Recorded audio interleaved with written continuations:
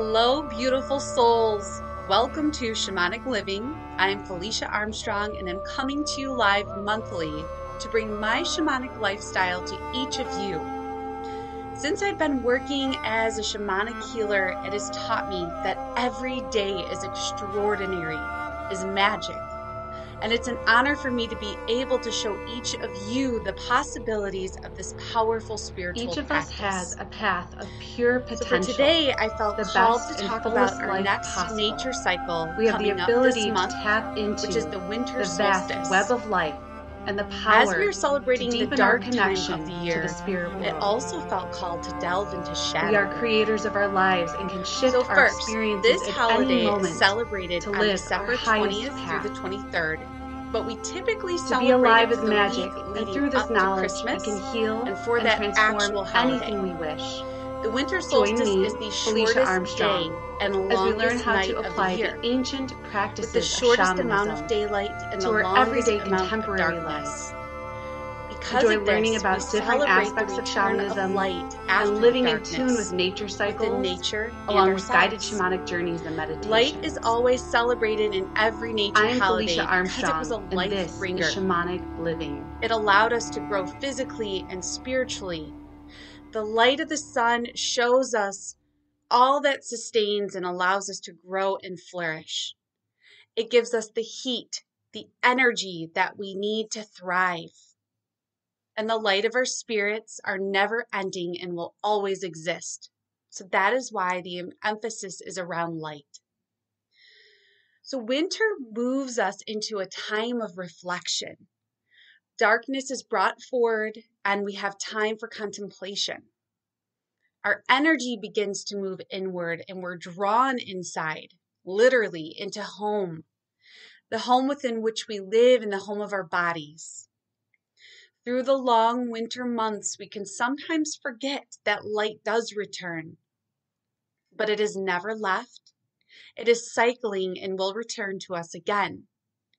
But now we're given the opportunity to rest and to go inward, to gently explore our own darkness, our shadow. In our culture, we have such a tendency to push through and not sync up with natural cycles. In winter, most of us feel like hibernating. And of course, it's not the most realistic thing to do for many months, but we can apply the energy of turning inward to whatever we are focusing on. We can allow that reflective state forward and let it flow through what we must do.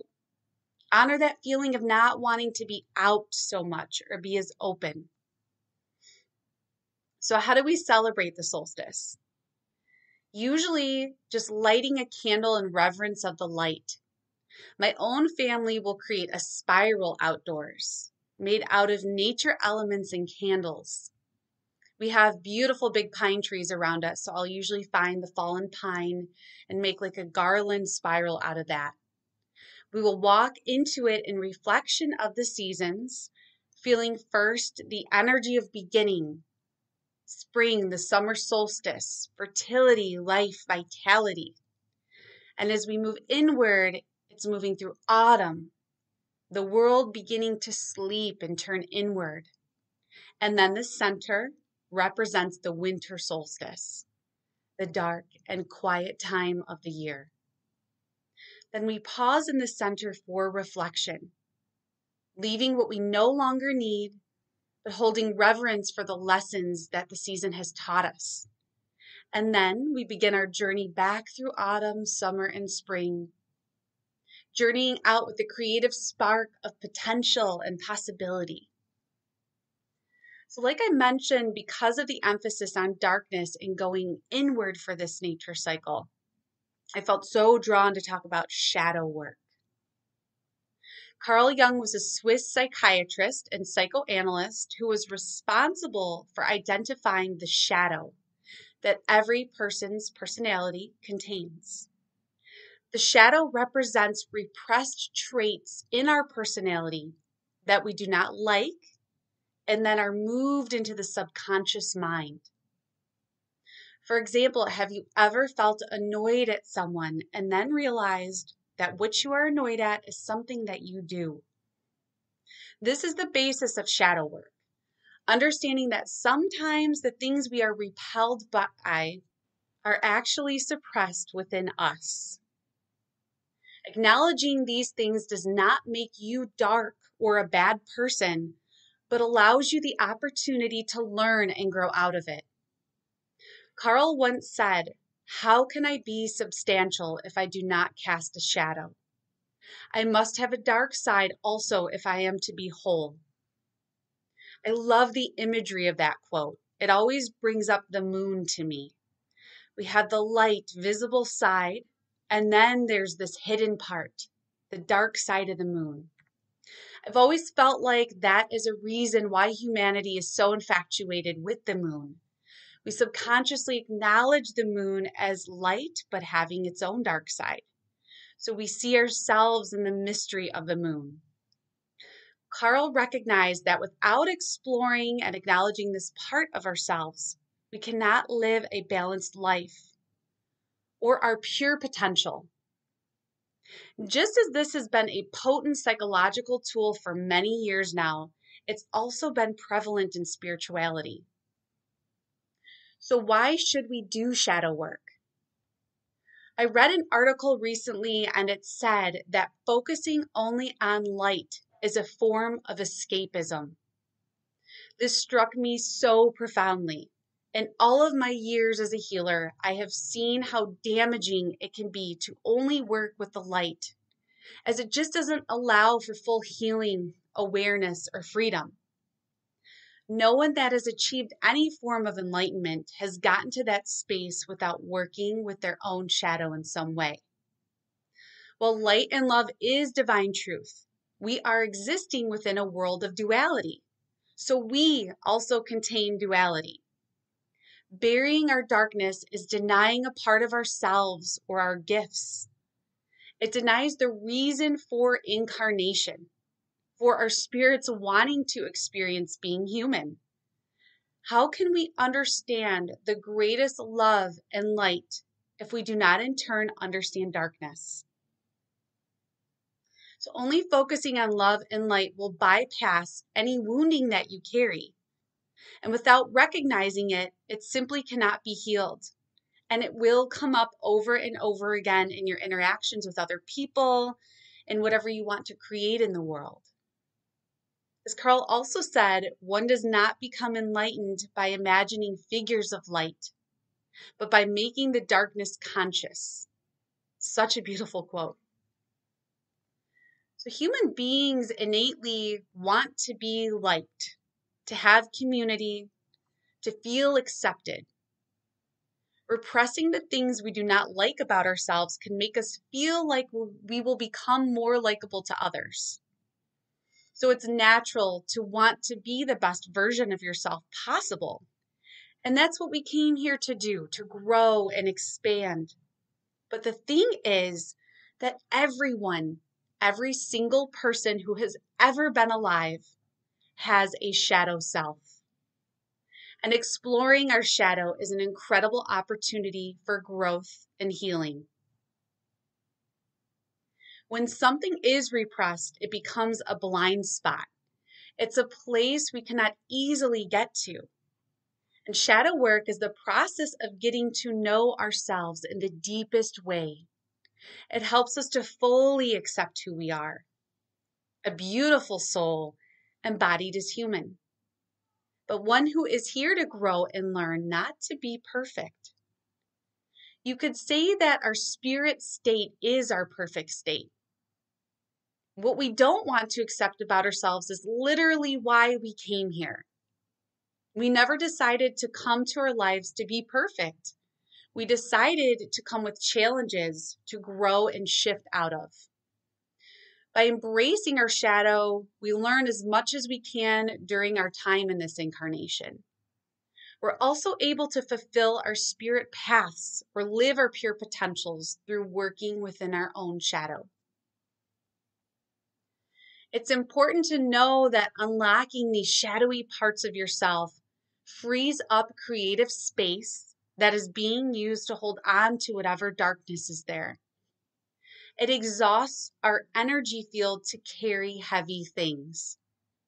Just like physically carrying weights around will exhaust the body. The more that you work to uncover your shadow, the more creative energy and vitality and life force is freed up and can flow through you.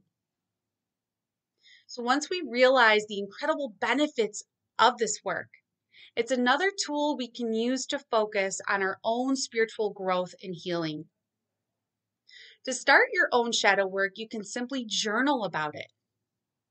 You can use prompts that help you to dive into the spaces you may not want to look at. But you can also use your shamanic practice to help you dive in even more deeply.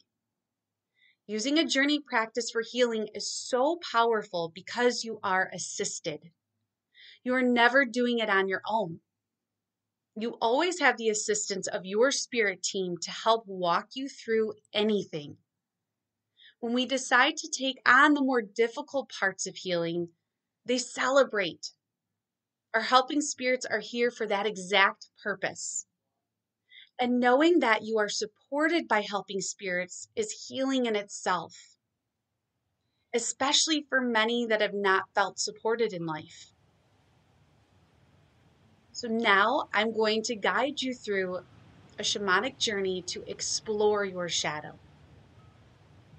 So I'd like you to find a place where you feel comfortable, somewhere where you will be not interrupted for a period of time,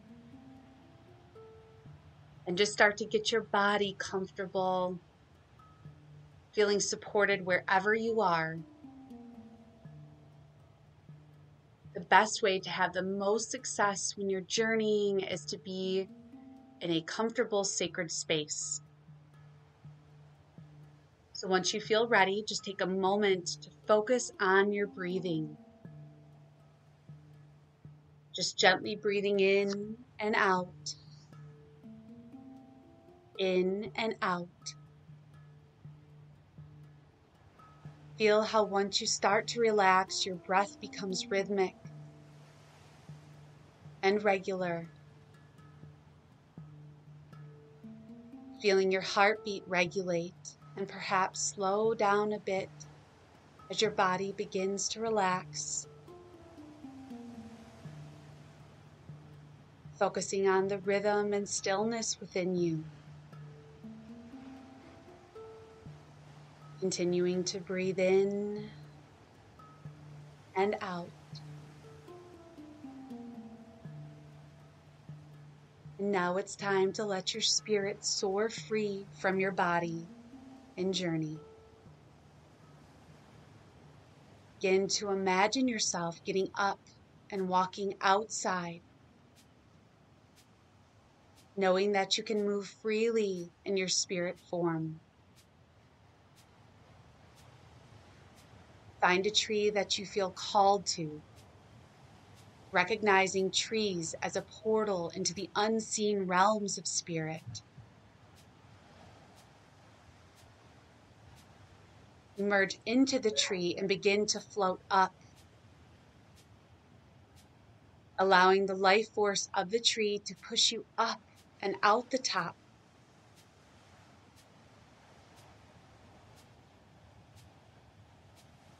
And as you move out the top of the tree, you notice a ray of pearly white light, like a bridge, before you, leading you up higher into the sky.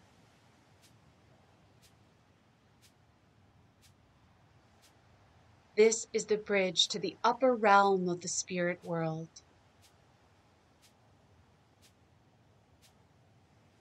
You walk or float up this bridge, making your way out into the cosmos, into the universe, past brightly lit stars and planets. You continue to ascend higher until you find yourself reaching a barrier. A violet haze of light is above you, and you move easily through this light and find yourself in the upper realm. You are standing in an ethereal, misty land As you look around, you see tall trees covered in moss. It is quiet here and still. You notice an ancient-looking marble fountain in front of you and feel called to sit near it. In this space, you are meeting with an angelic guide. As you sit and relax on the side of the cool marble fountain, you see a glowing figure coming toward you through the mist.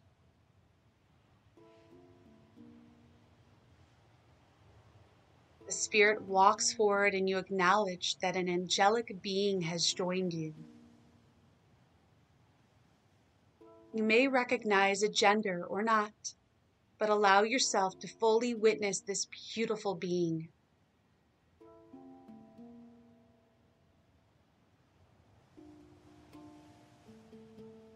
Your angelic guardian walks up to you, trailing light as they move. This angel wants to help you to acknowledge a shadowy place within you, something you are uncomfortable recognizing about yourself.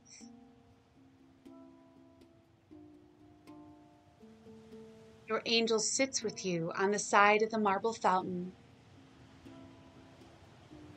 lovingly smiling at you.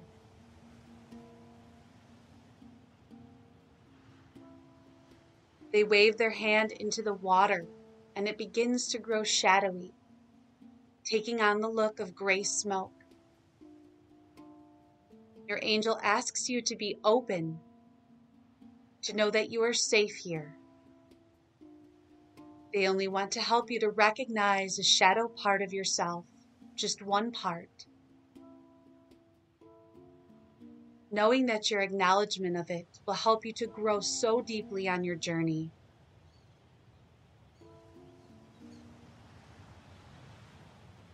As you look into the smoky water, you may see words, you may see pictures, or you may just know what you are holding that you have repressed about yourself. But with the love of this beautiful being, you are able to look at yourself objectively and without judgment, knowing that whatever you witness is only to help you on your journey.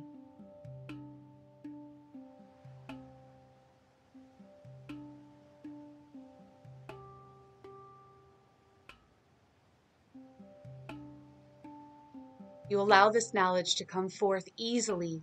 It is there, in the smoky water. It is something that you just know. You take a moment to witness.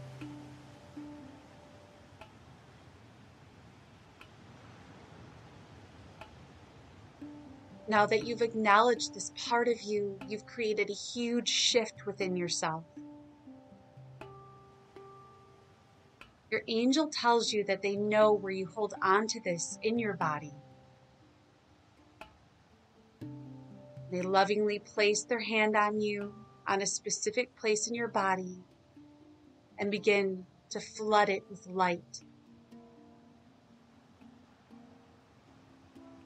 You feel the light pour into you, cleansing and purifying you, allowing the shadowy part of you to be liberated, to be freed. As the light pours into you, you notice that the water begins to turn back to light, becoming brighter and brighter as you do. Finally, your angel removes their hand, smiling once again.